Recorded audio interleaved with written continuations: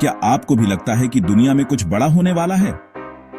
आज की खबरें, समाज में बेचैनी और प्रकृति के बदलते मिजाज, क्या ये सब किसी बड़े बदलाव की ओर इशारा कर रहे हैं? बाइबल के जानकार मानते हैं कि ये घटनाएं हजारों साल पुरानी भविष्यवाणियों की गूंज है, जो अब सच होती दिख रही है। राजनीतिक अस्थिरता, युद्ध की अफवाहें और नैतिक पतन, ये सब बाइबल में बताए गए संकेतों से मेल खाते हैं।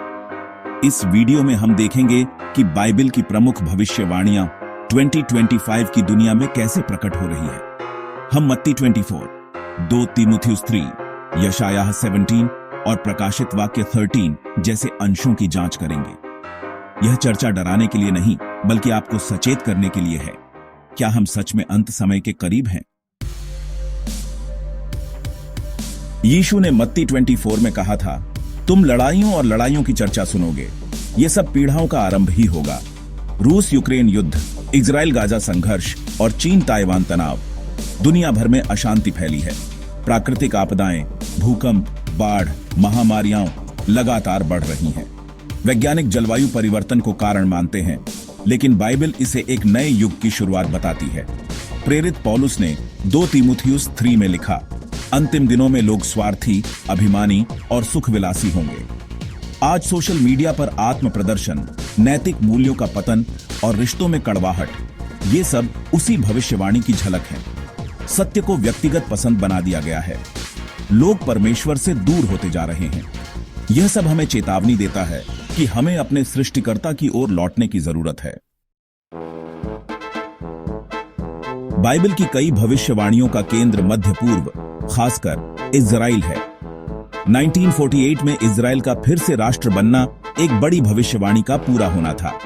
यशायाह 17 में दमिश्क के खंडहर बनने की बात कही गई थी। आज सीरिया का हाल देखिए। धार्मिक संस्थानों में भी लोग अंत समय के संकेत खोज रहे हैं। पोप और वेटिकन से जुड़ी चर्चाएं इसका उदाहरण है। प्रकाशित वाक्य 13 में पशु का चिन्ह एक ऐसी व्यवस्था का जिक्र है जिसमें बिना चिन्ह के कोई खरीद बिक्री नहीं कर सकेगा। आज डिजिटल आईडी, बायोमेट्रिक पहचान और कैशलेस अर्थव्यवस्था, ये सब उस दिशा में बढ़ते कदम हैं। माइक्रोचिप्स और तकनीकी नियंत्रण की बातें अब कल्पना नहीं, हकीकत बन रही हैं। क्या हम प्रकाशित वाक्य के युग में प्रवेश कर रहे हैं?